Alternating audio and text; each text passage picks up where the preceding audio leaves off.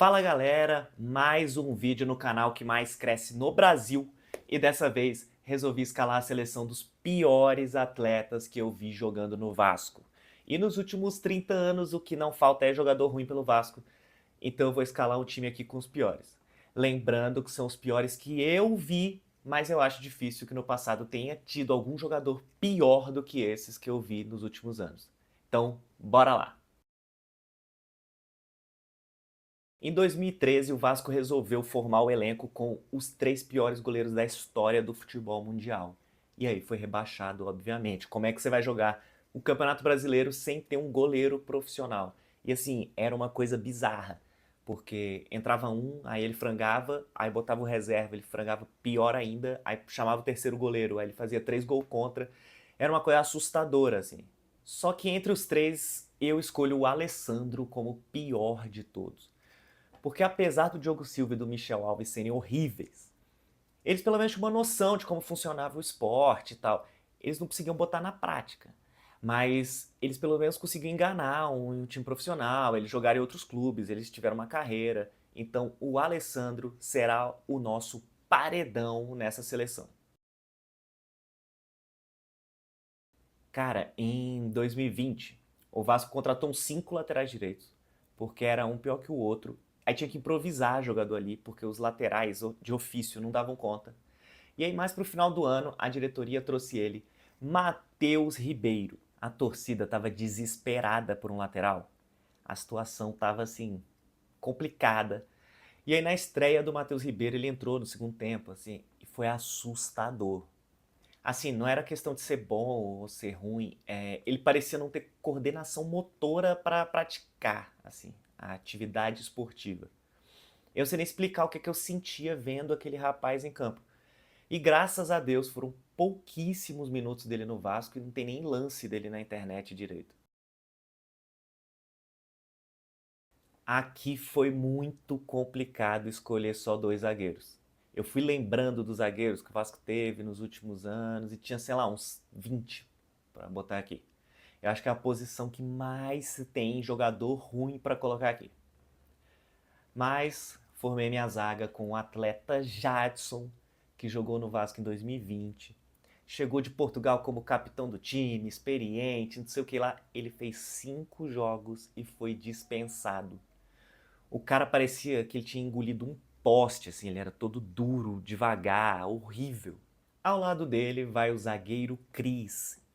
Aqui é um caso curioso porque o Cris foi um baita zagueiro, jogou na Europa, jogou na seleção, jogou Copa do Mundo.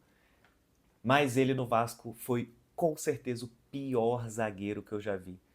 Ele chegou aqui já mais velho e tal, mas assim, ele não tinha condição alguma de atuar profissionalmente mais.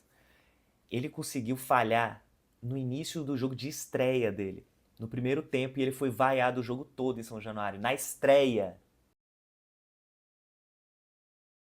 Aqui já começa pelo nome, Cristiano com H e 2 N's. Então, assim, eu não sei nem se ele é o pior, mas ele é disparado o que mais me irritou na vida. Porque ele era meio desengonçado e corria esquisito, e aí eu ficava revoltado. Depois ele sai, aí chega o lateral Júlio César, já velho, assim, ele parecia o Roberto Carlos. Só de colocar um jogador profissional no lugar ali, o cara com carreira e tal, já foi assim, meu Deus, obrigado. Vou começar a dupla de volantes aqui com o paraguaio Aranda. O Vasco tinha caído para a Série B em 2014 e foi atrás de jogadores do Olímpia, que tinha perdido a Libertadores para o Galo, né, no ano anterior. Aí trouxe o Martin Silva, beleza, bom. Mas aí também contratou esse rapaz Aranda. Esse cara era assustador. E assim, ele era titular, ele não saía do time. E aí tem isso também, quando o cara é horrível e não sai do time, aí a raiva fica muito maior. Ao lado dele vamos de Wendel Megamente. E aqui outro caso, né, de jogador que foi muito bom, jogou na Europa, na seleção, mas que também chegou aqui sem condição nenhuma de atuar. Ele era um dos protagonistas do pior Vasco da história, né, que é aquele time de 2013. E assim, ele participou de 69 jogos, um pouco mais de um ano, né? E ele é o jogador que o Vasco mais deve dinheiro. O Vasco deve quase 12 milhões pro Wendel. Aí eu fico pensando, quanto que era o salário desse camarada? Porque assim, 12 milhões em um pouquinho mais de um ano tem que ser um combo, né? É um salário absurdo e nunca pagou esse salário. Pro Wendel. E a minha seleção dos ruins vai jogar com 2 meias. Vamos começar aqui pelo argentino Carabarral, que o Vasco estava no sufoco, precisando de reforço, brigando para não cair, e aí fez o quê? Foi no Santos, que estava pior ainda, e contratou 2 jogadores que não eram nem relacionados lá. E aí esse maluco apareceu, pequenininho, com a cabeça enorme. E assim, na estreia dele, na primeira bola ele pegou, aí ele olhou para a área assim, com pinta de camisa 10. E aí deu um passe para ninguém, assim, para fora. Aí depois ele pegou assim mais umas 5 vezes na bola e fez isso nas 5, assim. Ele errou todos os passes. E depois de, sei lá, um mês, ele não era nem relacionado mais. O outro meia é o atleta Marcinho. Aqui estamos falando do jogador que eu mais perdi a paciência na vida. É o pior jogador que passou pelo Vasco? Não, longe disso. Mas era ruim com força e ele era muito irritante. Porque tem jogador que é ruim e tem jogador que é ruim e irritante. O Marcinho era esse. Tudo que ele fazia me irritava profundamente. Eu faltava ter um troço vendo ele em campo com a camisa 10 do Vasco. E a dupla de ataque vem com tudo, começando com o William Barbio. Ele tinha se destacado lá no Nova Iguaçu, beleza, chegou no Vasco, a gente viu que não tinha condição nenhuma, ele era horroroso. Mas o problema não tá aí. O problema é que ele era utilizado toda hora. Aí depois o Vasco emprestou ele e tal. Só que o contrato do cara não acabava nunca.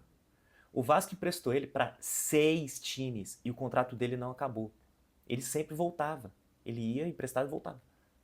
Eu fui olhar e ele ficou no Vasco de 2011 até 2017. E o fazedor de gols desse time é ele, Herrera, o cara que simplesmente recebeu o apelido de anti-gol. E assim, o que ele fez no Vasco foi impressionante. Ele jogou bem no Botafogo, no Grêmio, no Corinthians. E aí quando ele chegou no Vasco, eu não sei o que rolou. Ele já era o inimigo do gol nesses outros times, mas ele era útil. Aqui no Vasco ele conseguiu ser pior que todo mundo. E aí ele ainda ficou marcado por aquele gol inacreditável que ele perdeu. E com isso ele garantiu a vaga na minha seleção de piores da história do Vasco. Bom, dava para fazer umas 20 seleções assim, em várias posições. Foi muito difícil de escolher o pior, porque tinha vários concorrentes.